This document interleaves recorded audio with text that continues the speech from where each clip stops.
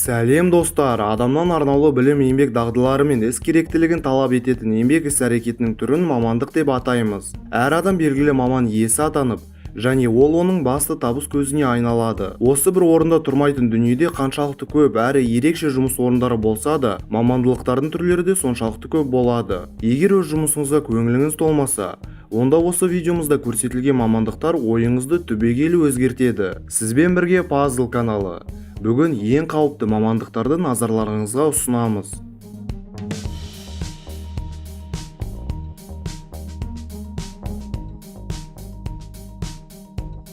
Микрочиптерді өндіруші.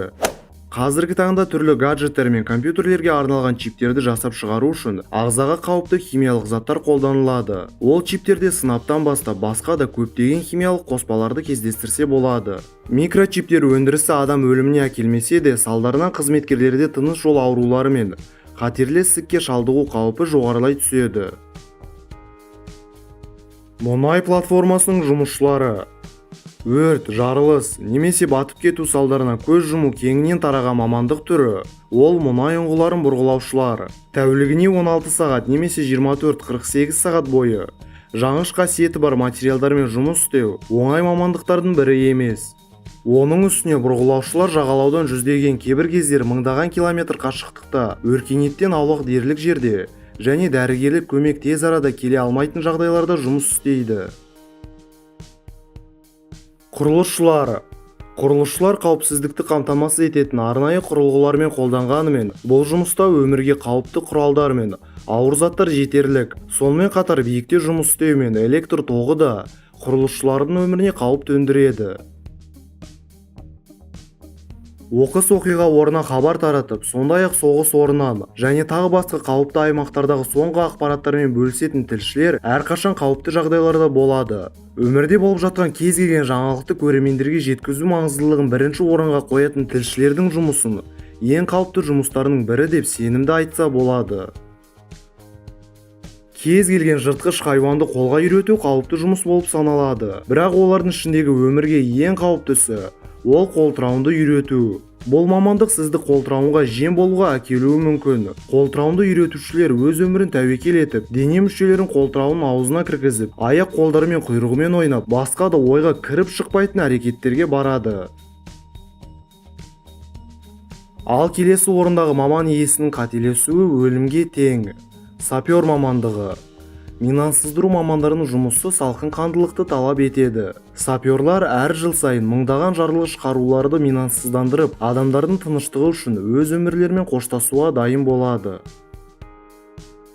Өрт сөндіруші мамандығы сөзсіз ең қауіпті мамандықтардың бірі болып саналады.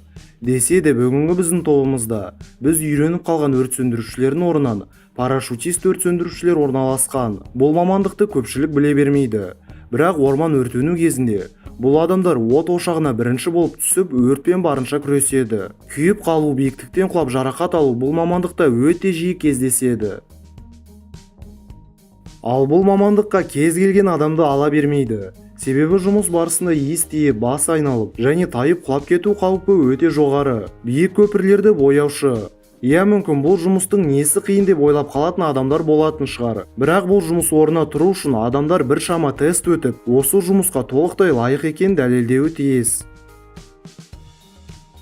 Орман балташысы, яғни ағаш кесуші.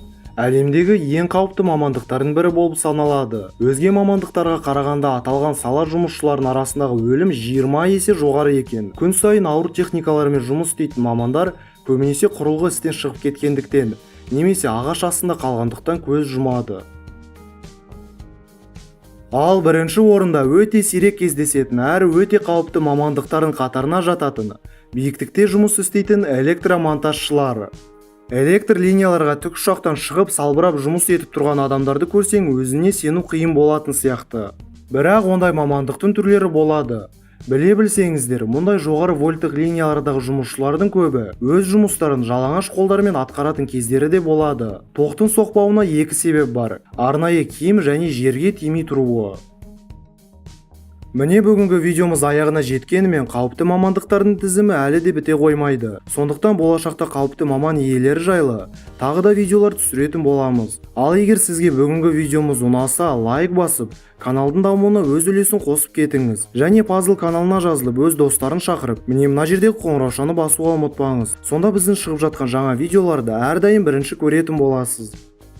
Достар, біздің ВКонтакте тобымызда күнделікті қызықты, пайдалы, ғылыми, көңіл күйді көтеретін және тағы басқа көптеген керемет жазбалар шығып отырады. Біздің ВКонтакте тобымыз қызықты әрі пайдалы жазбаларды мекені. Жазылсаңыз еш өкінбейсіз. Сонымен қатар біздің басқа YouTube арналарымыз бен Инстаграмымызға жазылып, әрдайым бізбен бірге болыңыз. Барлық сілтемелер сипаттамада және бірінші комментарийде. Бүгінге осы. Пазлға жазыл.